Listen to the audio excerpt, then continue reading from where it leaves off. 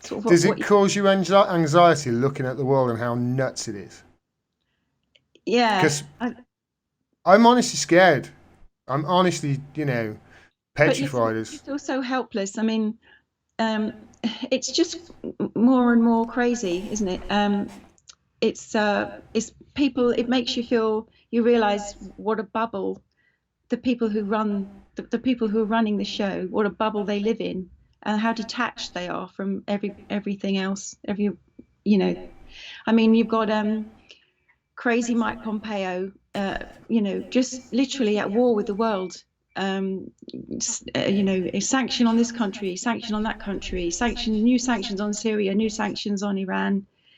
No, despite all of uh, the coronavirus worries, despite all of their own problems that they've got in the US, they're not interested, particularly, it would appear, on sorting those out. They're still more interested in destroying, sabotaging other countries, and you know, disaster abroad, disaster at home, isn't it?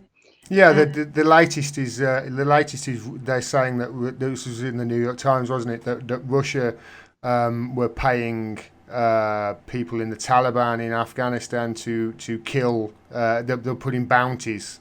They were giving to the Taliban bounties to kill American and Allied soldiers over in Afghanistan, and it's like.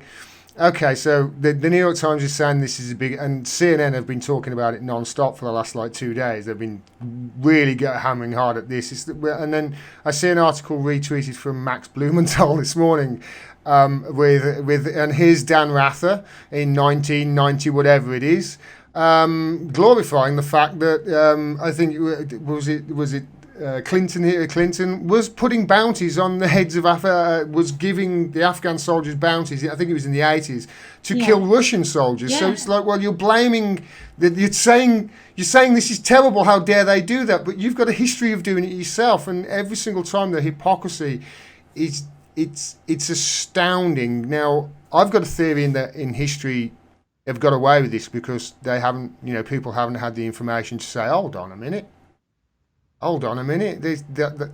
They've took everything at face value before, whereas like the internet has birthed a lot of people who just want the truth, and they're piddling all over Mike Pompeo's message, and the people like that they um, was it he they remember they went into Iraq to bring democracy to Iraq, wasn't it? We're going to bring the seed of democracy to Iraq, and that's why we're going in there, and we're going to overthrow Saddam to bring the seed of democracy.